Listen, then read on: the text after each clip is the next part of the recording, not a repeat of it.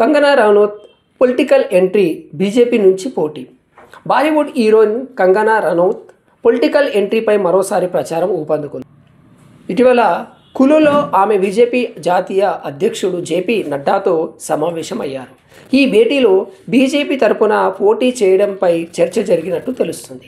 అటు కంగనా బీజేపీ టికెట్పై పోటీ చేస్తారని ఆమె తండ్రి అమర్దీప్ చెప్పినట్లు వార్తలు వస్తున్నాయి. దీంతో కంగనా స్వయంగా స్పందించే వరకు ఈ వార్తలకు చెక్ పడేలా కనిపించడం లేదు. పృథ్వీరాజ్ సుకుమార్ను చాలా కూల్ అని, ఆయన ఫేస్లో ఎలాంటి టెన్షన్ ఉండదని రాజమౌళి ఇంటర్వ్యూలో ప్రభాస్ తెలిపారు.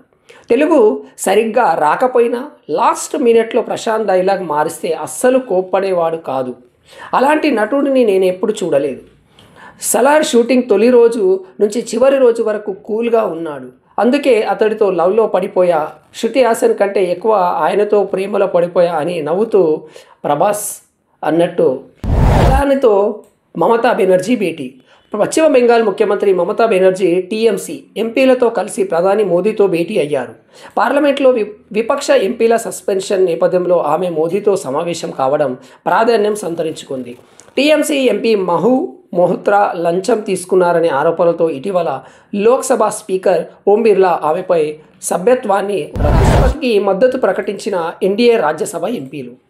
ఉపరాష్ట్రపతి రాజ్యసభ చైర్మన్ జగదీప్ ధన్ఖడ్ను విపక్ష ఎంపీ అనుకరించడాన్ని ఎన్డీఏ ఎంపీలు వ్యతిరేకించారు.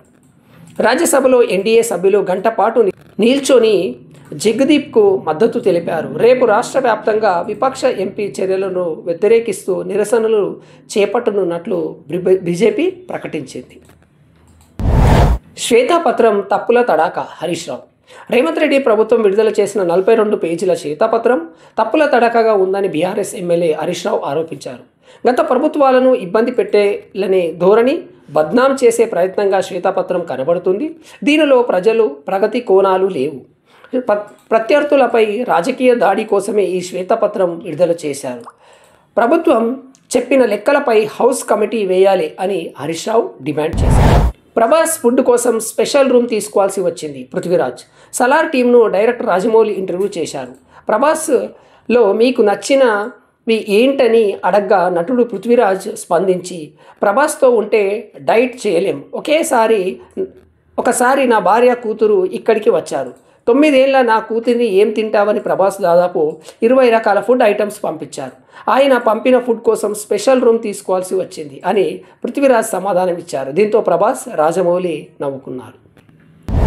ఎంత చెప్పినా వినడం లేదు, వస్తూనే ఉన్నారు. ఉమ్మడి రంగారెడ్డిలోని పలు గ్యాస్ ఏజెన్సీలు ఎదుట వంట గ్యాస్ వినియోగదారులు ఉదయం 6 గంటల నుంచే క్యూ లైన్లో బారులు తీరారు. అధికారులు వచ్చే సమయానికి జనం క్యూ లైన్లో ఉన్నారు.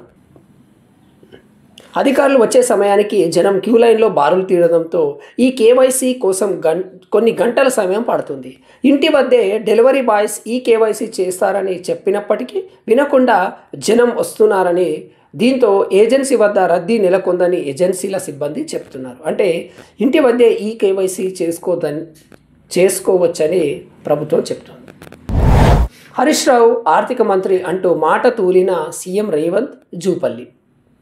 అసెంబ్లీలో రాష్ట్ర ఆర్థిక పరిస్థితిపై విడుదల చేసిన శ్వేతపత్రంపై చర్చ జరుగుతోంది. ఈ సందర్భంగా గత ప్రభుత్వం హయాంలో చేసిన అభివృద్ధిపై మాజీ మంత్రి హరీష్ రావు వివరించారు. ఈ క్రమంలోని మంత్రి జూపల్లి కృష్ణారావు మాట తూలారు. హరీష్ రావును ఆర్థిక మంత్రి అని సంబోధించారు. తర్వాత సీఎం రేవంత్ రెడ్డి కూడా మాట్లాడుతూ హరీష్ను ఆర్థిక మంత్రిని ప్రశ్నిస్తున్నా అని అన్నారు. తర్వాత మాజీ అని సరిదిద్దారు. గ్లౌస్ కొనుక్కోలేని స్థాయి నుంచి కోట్లు పలికే క్రికెటర్గా ఐపీఎల్ వేలంలో 5,80,00,000 పలికి అందరి దృష్టిని ఆకర్షించిన యువ క్రికెటర్ శుభం దుబే. రాజస్థాన్ రాయల్స్ తరపున సత్తా చాటేందుకు సిద్ధంగా ఉన్న శుభం ఈ స్థాయికి చేరేందుకు ఎంతో కష్టపడ్డాడు. 10 ఏళ్ల క్రితం గ్లౌస్ కొనుక్కోవడానికి కూడా డబ్బులు లేని పరిస్థితి. నాగ్పూర్లో తండ్రి బద్రీప్రసాద్ నడిపే పాన్ షాప్ పైనే కుటుంబం ఆధారపడేది. ఆ స్థాయి నుంచి శుభం కోటీశ్వరుడిగా ఎదగడంతో ఫ్యామిలీ ఆనందానికి అవధులు లేవు.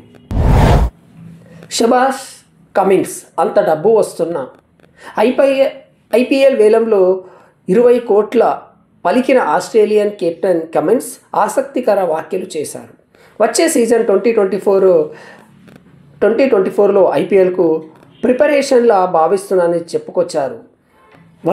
T20 వరల్డ్ కప్కు ప్రిపరేషన్లా భావిస్తున్నానని చెప్పుకొచ్చారు. సన్ రైజర్స్ హైదరాబాద్ గురించి చాలా విన్నానని, జట్టుతో కలిసి ఆడేందుకు ఆసక్తిగా ఎదురు చూస్తున్నానన్నారు. అంతా మొత్తం వస్తున్న కమెంట్స్ మాత్రం తన దేశానికి వరల్డ్ కప్ గెలవడం గురించి ఆలోచిస్తున్నారన్నారు. ఆటగాళ్ళంతా అలా ఆలోచిస్తే బాగుంటుందని అభిప్రాయం వ్యక్తం చేశారు.